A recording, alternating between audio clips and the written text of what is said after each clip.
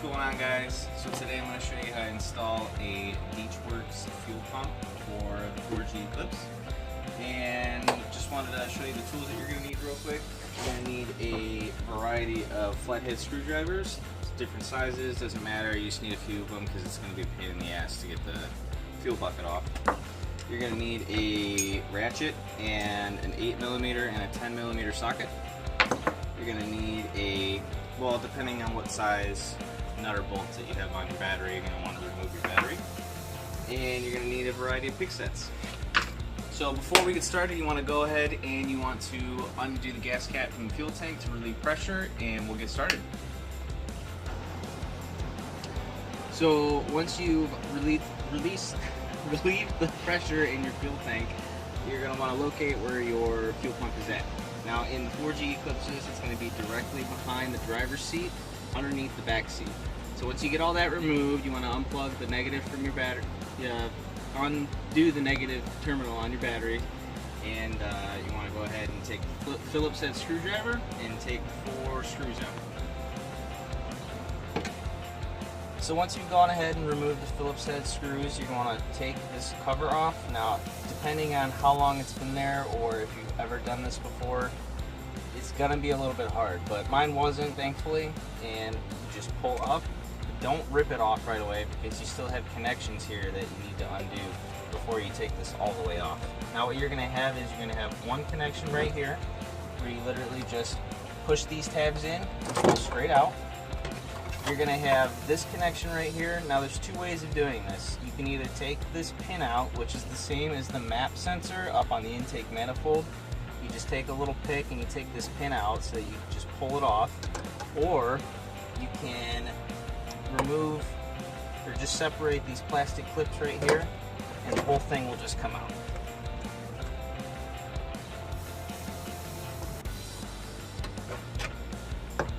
Just like that. And this hose right here, you just want to pull out, but when you do, depending on how long your car's been off, there's going to be a lot of fuel that's going to come out. So don't be alarmed, you're going to have fuel dumping everywhere. That's another thing to know too. When doing this, do it not on a full tank because it's going to be a lot more of a problem for you. Especially when you take the basket out, there's going to just be fuel dumping everywhere. So try to contain it. If not, you're going to want a lot of these.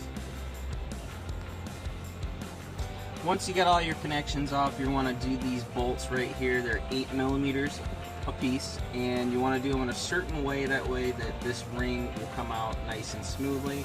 I usually just do any kind of star pattern that you prefer, but whatever you end up doing, you just want to do it evenly so that this metal ring on top of the actual plastic basket will just come off instead of getting stuck or cocked somewhere that you can't remove it.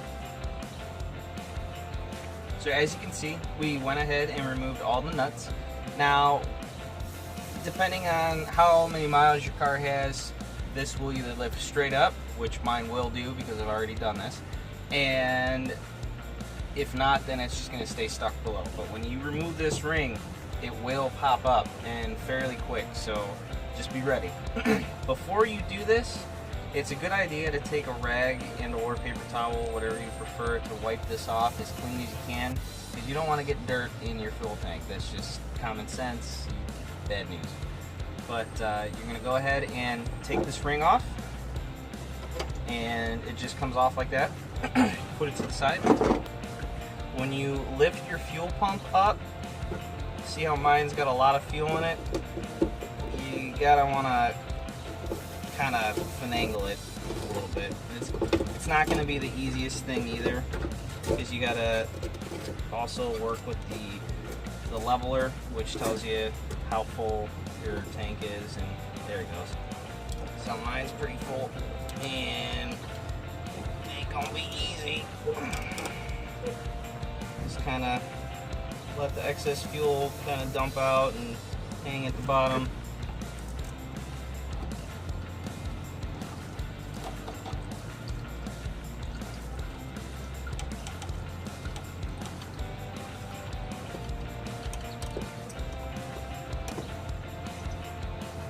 It's okay to grab it. You're not going to ruin or hurt anything, so just go ahead and this out as much as you can.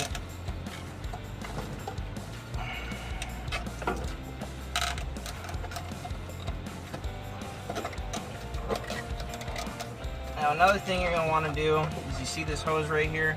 This is the actual siphoner that goes to the other side of the tank, so it grabs all your fuel. You can either use a pair of pliers or your fingers. It's not that hard to remove, but push it to the side and pull it off, just like that. So once you get your basket out, you can take a look at all the different things that are on it. You got your filler right here, which determines the level of your gas in your tank. And for E85 users, this is the chip that actually gets corroded, and that's what ruins it. So what you want to do is you take these connections and you pull them apart,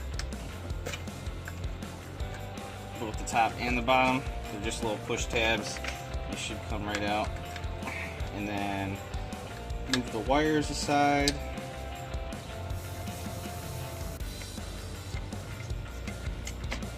And then on the actual pump itself, I forgot to mention that you're going to want to grab a pair of pliers, needle nose pliers, and you can either wait until you get it out all the way, or you can use these and pull it out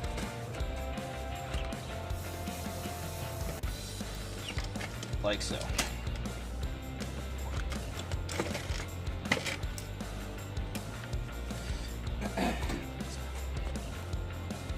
Once you get your connections out of the way, you're going to want to take these clips that are on the sides of the basket. These are the easy ones. You'll see how much harder it gets when you actually get it out and out of the way. For this one right here, there's a little tab that you push in. Let's see if I can do this. You push in like that to lift this tab out, as so. It's a little hard to see, but if you finagle it a little bit, you'll figure it out. And then there are two ways to do this. You can either push this down, this entire piece down, and take this pin out. Actually, yeah, we'll do that, just so I can show you guys. So you push this down all the way, grab a pair of pliers, and you take this locking washer out. If you can grab onto it. So once you get your actual pump assembly out of the basket itself, this is the hard part. So you're going to take all of your flathead screwdrivers that I told you to get, and you want to get each tab off. Now there should be 5 of them, depending on if you have the 4-cylinder or the 6G75, or if you're doing this on an Evo 10 or a Mazda 3. They're all going to be a little bit different, but it's going to be the same process. So you have a pin here for the actual fuel inlet, the inlet neck. So there's one here, one on the other side, then you've got 3 around the base. So there's 1, 2, 3. Now what you want to do is you can either take your flathead screwdrivers or varieties of picks from your pick set, and you want to lift each tab off of its place. That way you can take this entire fuel filter part off of the fuel pump itself. Okay, so once you get those clips off, the stock pump is going to come right out. Now there's 2 things to be very careful about when you do this. One, when you take the stock pump out, you must remove this part on the neck and put it on your aftermarket pump. Now, some people don't know this just because of the fact that on the Deatchwerks pump there is a barbed neck for the fuel outlet. So what you want to do is you just take that, it's going to be a little hard, but you push that down, all the way down, as far as you can, and it's going to be hard, but you just keep going, and then you put your new O-ring gasket on top of it. Now the second thing that I wanted to remind you about is when you take your stock pump out, there's going to be a rubber O-ring, or the stock one, down in this hole down here. So you just take a pick or screwdriver or whatever, and you want to pull that out so you can replace it with a new one. So once you get your top part assembled, you want to take the part that it came with the kit. This is your new clean fuel filter.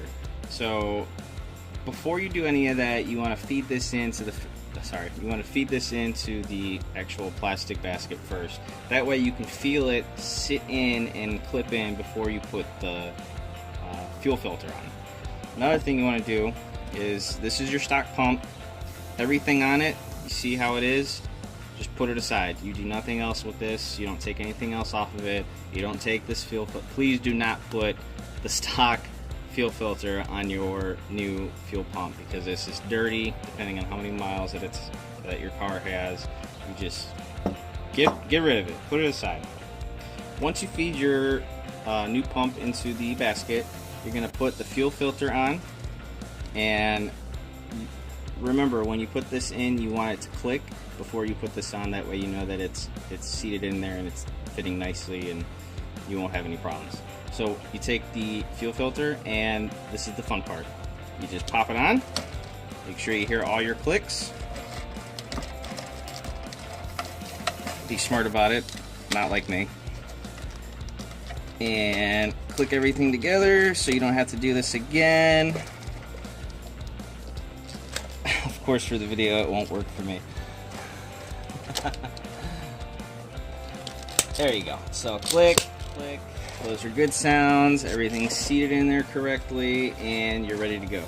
So you put this back in the reverse steps that I showed you before, and then you want to put your gas cap back on and prime the pump. Alright, so now once you got everything put back together and you put all your connections together and everything's secure, you're going to want to prime the pump. So remember, put your gas cap back on your put your gas cap back on. Come on now.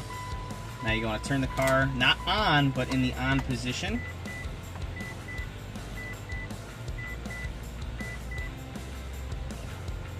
And you're going to turn it back off. Wait a few seconds, and then you're going to turn the car back on in the on position.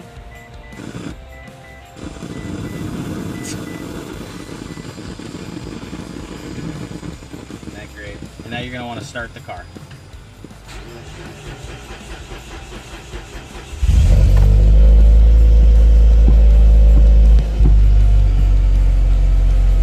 And that's all there is to it. Thanks, guys.